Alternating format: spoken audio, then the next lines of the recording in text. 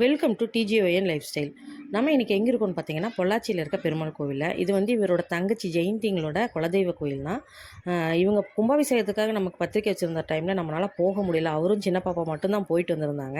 அதுக்கப்புறம் வந்த நாளில் பார்த்தீங்கன்னா, மேச ராசிக்கும் தனுசு ராசிக்கும் தனித்தனியாக பூஜை வைப்பாங்க ஒவ்வொரு ராசிக்கும்னு சொன்னதுனால, சரி நம்ம இன்றைக்கி தனுசு ராசிக்கு பூஜை, அதுக்காக வந்திருக்கோம். நம்மளும் பூஜைக்கு கொடுத்துருந்தோம்.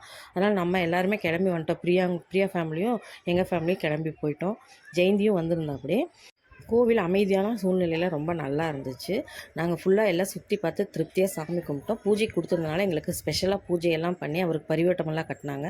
அதெல்லாம் வீடியோ எடுக்க முடியல. நாங்கள் போகும்போதே அலங்காரம்லாம் பண்ணி ரெடியாக இருந்தனால ஜஸ்ட் சுற்றி ஒரு வீடியோ மட்டும் எடுத்துட்டோம்.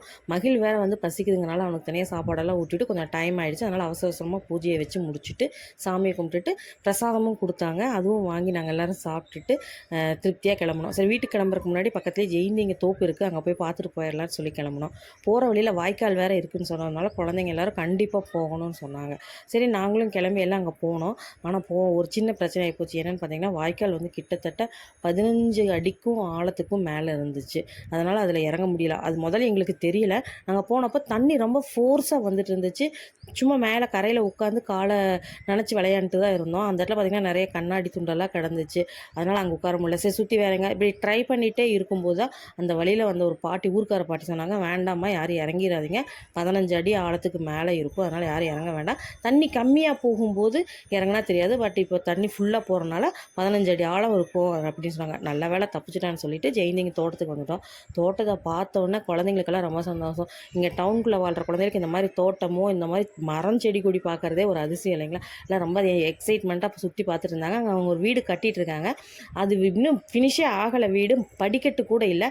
ஆனாலும் கஷ்டப்பட்டு மேலே ஏறி போய் மொட்டை மாடியில் நின்று இந்த வியூ பார்த்தே ஆகணும்னு சொல்லி சுற்றி முற்றியும் பார்த்துக்கிட்டே இருந்தாங்க. பார்க்குறதெல்லாம் பார்த்து முடிச்சுட்டு கீழே இறங்கும் போது தான் பார்த்தீங்கன்னா லாக் ஆகிட்டோம். என்னென்னு பார்த்தீங்கன்னா, யாருனாலையுமே இறங்க முடியல. எப்படி இறங்கணும்னு தெரியல. சின்ன பாப்பாங்க 2 பேர் மட்டும் இறக்கி விட்டுட்டோம்.